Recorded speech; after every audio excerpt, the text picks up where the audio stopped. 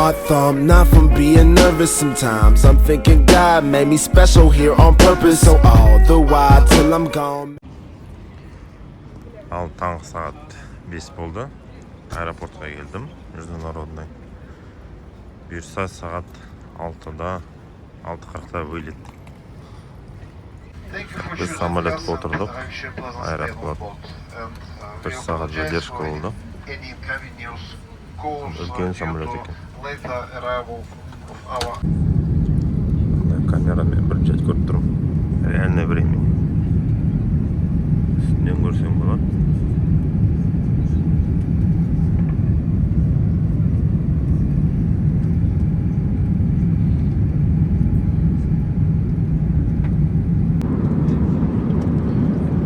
Бізге тамақ алып келген жоқ, бірақ сок берді. Тамақ болады деп ойлаймын, надеюсь.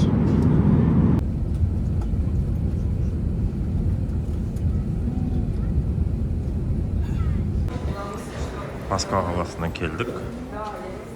Аэропортқа келдік. Енді түстік. Енді қазір неге баратырмыз? Таможенный контроль. Таможенный контрольді өттік. Отпечатка бәрін алды. Ондай строгий деп ойламаппын. Ошол бәрін қарап. Мынандай қағаз берді дополнительно.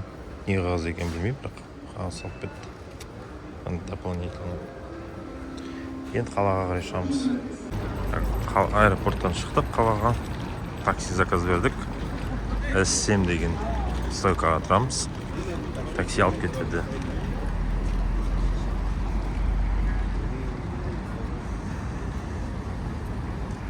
Погода вообще күшті. Тура біздің Алматы сияқты.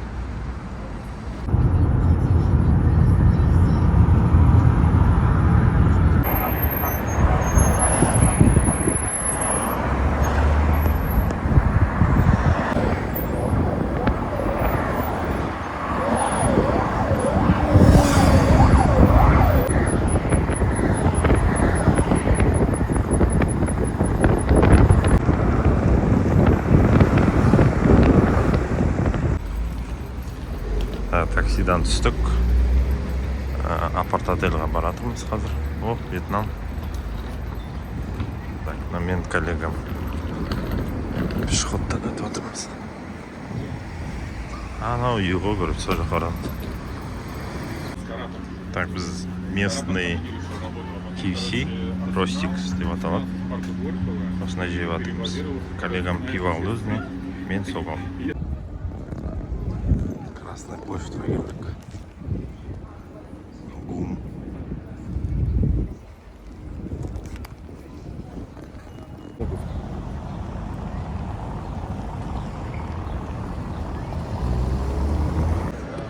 Біз выставкаға келдік. Бәрін бір қарап шықтық. Ертеңнен бастап бұйырса лекцияларға кіреміз деп шештік. Бүгінше просто бәрін көріп шығамыз. Анда үлкен выставочный павильон екен. Бірінші күн болдық. Тез қарап шықтық. Кішкене жол жүргеннен кейін шаршап қалдық. Коллегам да шаршап тұр больше. Жарайды деп мен қайттық. Қаланы арнаймыз бүгінше. Ертең бұйырса целый день осы жерде жүретін шығармыз. Ертең бөлек кішкене қызық спикерлар болады екен. Соның бәрін көріп бұйырса ертең келеміз.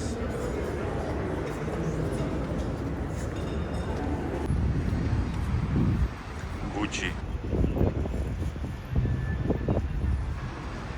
Короче, мекті брендтерін қайсы жоқ. Бәрі санкция. Аттарын өзгертеді екен. Ар жақпен келдік, енді осы жол қайтарда бай қайтып келатырмыз.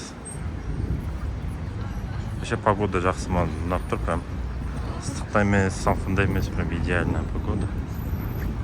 Называется Трубная. Трубная деген неге келдік. Метроға. Бәрі Москваның метросы мақтайды ғой деп.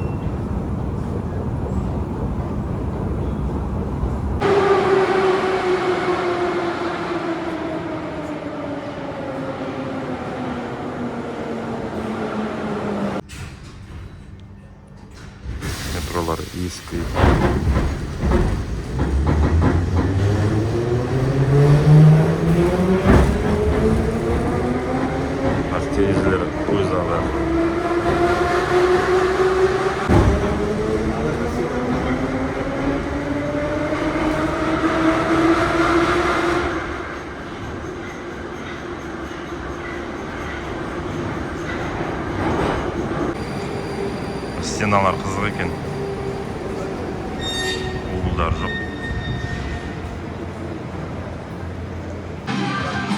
Так, ужинға бір барға келдік. Ирландский бар.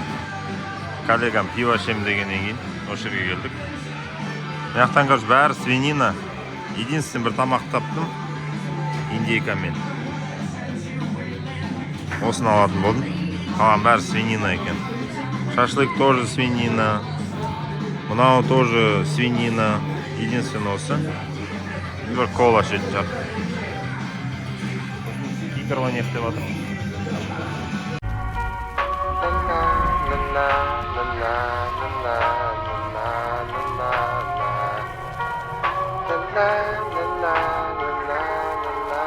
Plain Pat, what up? Martha. Сәлем достар. Бүгін екінші күн. Бұйырса бүгін екінші күн выставкасы. Бүгін уже четко білеміз, қай жерге барамыз, қандай спикерлер тыңдаймыз, не көреміз. Сосын кешке жақын ары қарай тағы қалған бүгін басқа жерлерін аралаймыз. Мен пока коллегамды күтіп тұрмын. Осы біздің типа апарт-отель ғой, кішігірім. Норке деген. Осы жерде тұрып жатырмыз. Прям центрдамыз. Осындай ескі двор. Бәрі ескі үйлер ғой. Аяғдан келеді ғой. Кеше бәше күн жылы негізі, но үйлердің бәрі походу кирпичный ма, үйлердің іші салқын кәдімгідей. Қазір коллегамды күтіп жатырмын. Бірге завтракқа барып, сосын ары қарай выставкаға барамыз. Күн вообще керемет. Бүгін екі спикерді көрдік. Екіншісі студия Артемий Лебедев, осыған келдік. В принципе, басы жақсы болды, бірақ аяқ жағы кішкене түсініксіз болып кетті. Бір сағаттан астық, бір жарым сағат отырдық. Енді қазір обедке барамыз. Біз обед ішіп алдық. Мындай Муму деген жерге келдік. Ішіп алдық. Не ғой, типа қағанат сияқты. Аяқта фонтан бар екен.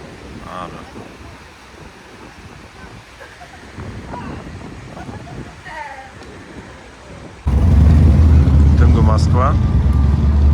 Тамақ жеуге шықтық. Ужинға тамақ ішеміз деп шықтық.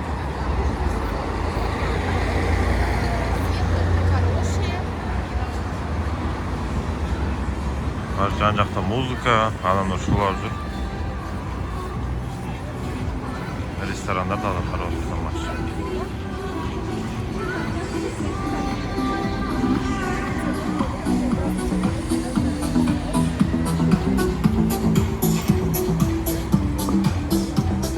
Көшедегі адам саны нереально көп.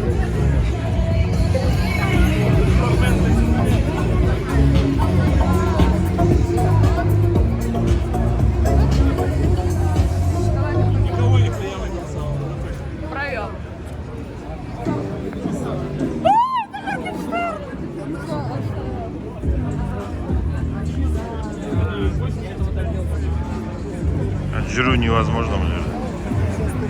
Вкусная точка. Ар жақта да адамдар көп. Кеше ондай болмайды, бүгін походу пятница. За это жолға шығып жатырмыз.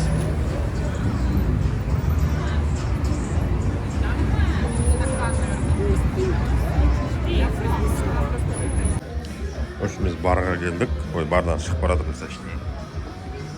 Мынандай крокодил бар екен.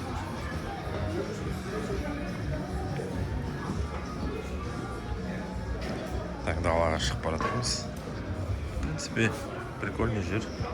Видеоға түсіп что-то бәрі жаман көзбен қарайды. Или мне кажется. Бүгін арық Москвада осындай дискотека болып жатыр. Неше түрлі адамдар жүр. Маскамен. Ар жақта билеп жатыр бәрі.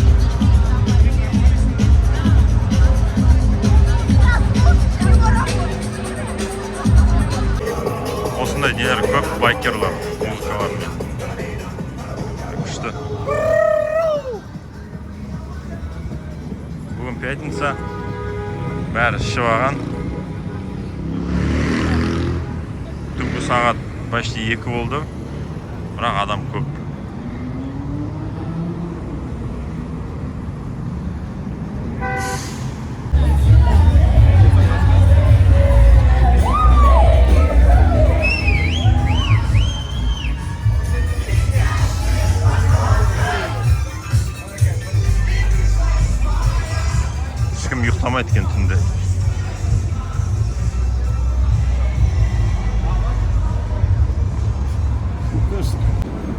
Старый город деген неге келдік станцияға. Енді ескі екен көрініп тұр. Ескі шпондар.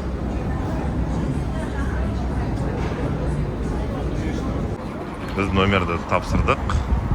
Енді завтрак ішейік деп жатырмыз, шоколадница деген. Сосын ары қарай заттарымызды камера хранение қалдырып, 2-3 жерге барып келеміз. Потом кешке жақын аэропортқа.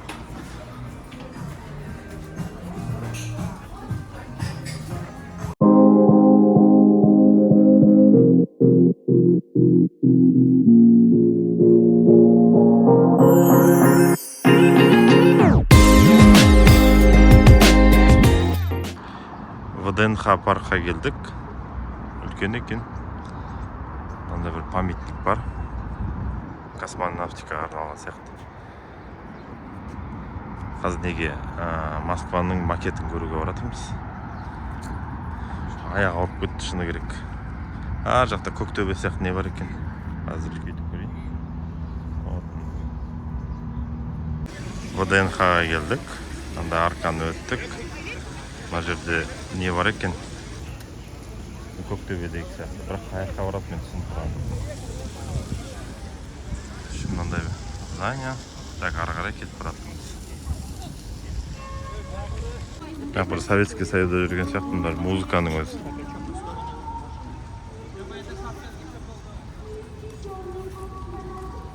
Естіліп тұр мына музыка. Ну погодиның ба, бір нәрсе музыкасы.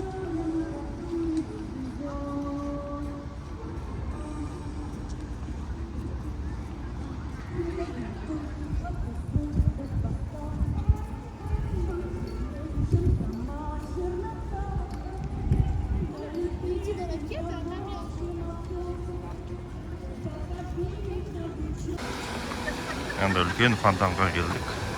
Ар жақта Қазақстан павильон дейді, соны көрейік деп отырмыз.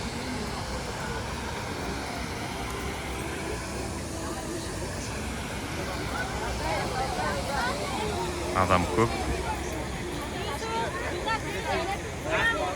Туристтар көп екен.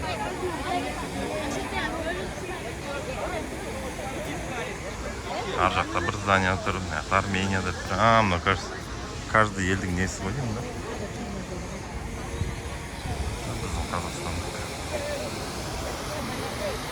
Қазақстанның павильонына келдік. Мына жер масштаб деген өте үлкен. Барельефтер бар екен стенада, скульптура тұр. Ар жақта тағы скульптуралар тұр. Ішіне кіріп баратырмыз.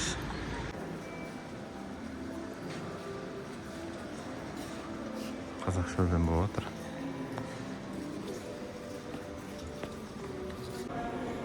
Астананың макеті. Бәйтерек тұр. Ар жақта Түркістандық тұр. Осы жерді бір телевизордан көрген сияқты болдым ба? Фонтан енді үлкен екен.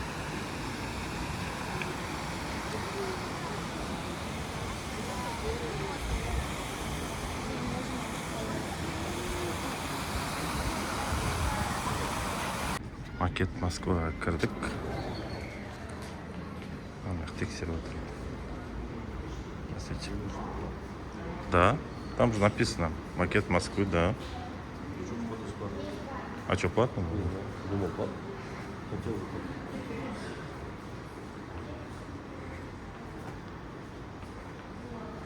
Так, енді басталады. Начало смотра дейді. Мынандай екен. Вот, ё-моё. Базар жоқ. Бәрі макет. Светтер өзгерткен, типа қазір түн болды. Жаңа өзгерді.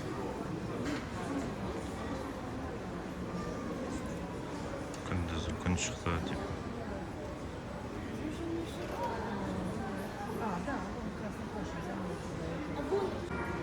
Қайтадан түн болды.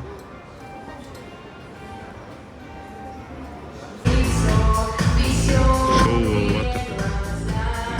5 минуттық жол көп. Москва метро.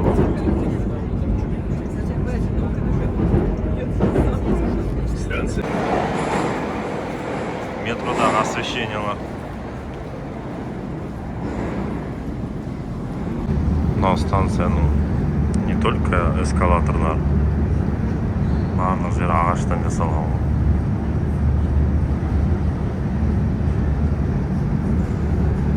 Бұрынғы лифттерде осындай бар еді. 9 этаждық үйлердің лифттарында. Тура сондай материал ғой. ГЭС-2 деген зданиеға келе жатырмыз. Мына жақта речка бар екен. Ар жаққа қарай речка кетеді. Бұрынғы завод болған ғой, сонда арт площадка жасап қойған.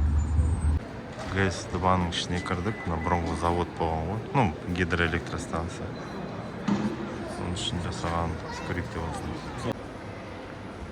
В общем, стенасы бәрі монотонный, пол, бәрі бір цвет. Лестница бар, атриум. Ар жақтан трубалар көп-көмбек. Мынандай раковинамен бір жет көп. Су, мына свет, сабын и полотенце. Инвалидный.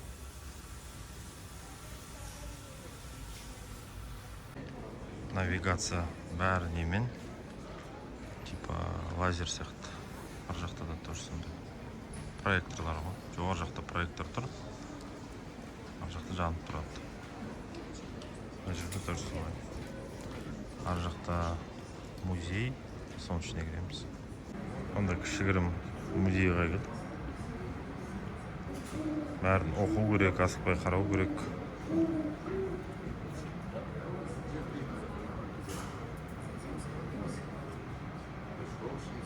Инсталляциялар бар. Бәрін қарау керек. Кейбір заттарды мен түсінбеймін, шынымды айтсам. Осы бір супер творческий адам болу керек.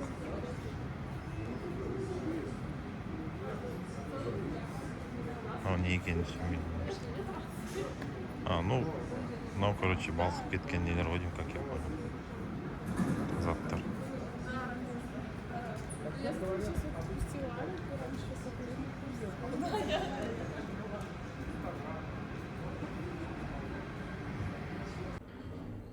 Лифтте кнопкаларды четко написано.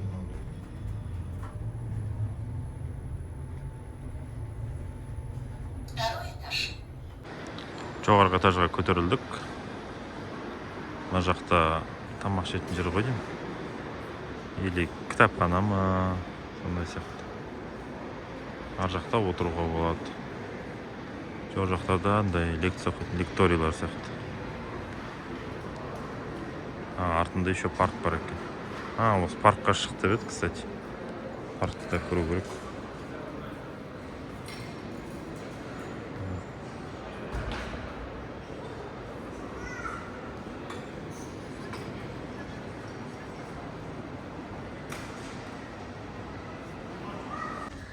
Арт жақта парк бар екен. Паркке шықтым. Современный. Ар жақтан да ойындар ойнап жатыр. Керма тралайды.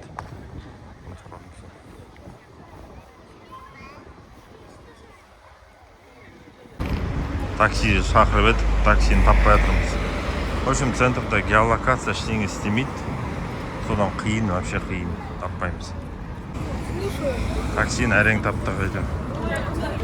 Іздеп. Сейчас геопозиция вот так не работает, и все, и ходишь по А как его знать, если они меняют каждую неделю направление, знаки? даже так? Ну, Запомни только, я не знаю. И потом по зданию. я знаю, эта улица была, вот она двухсторонняя была. С какого она односторонняя стала? Да, кстати, направление движения тоже очень сложное. В плане, тут пешком ходишь, и можно запутаться. Ну, если честно. Ну, когда ты, типа, здесь не живешь. Вот. Надо, наверное, только запоминать. Паспортный контроль бәрін өттік. Тоже қайттан тексерді. Отпечаток алды бәрін. Енді самолетімізге отырып аман есен үйге барсақ болды. 130-ші гейтқа кетіп баратырмын. Аэропорт үлкен екен.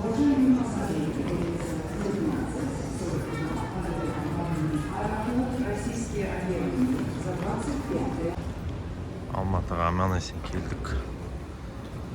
Қазір таможня контрольдер өтсек паспортын. Мен таксимен үйге барам бұйырса.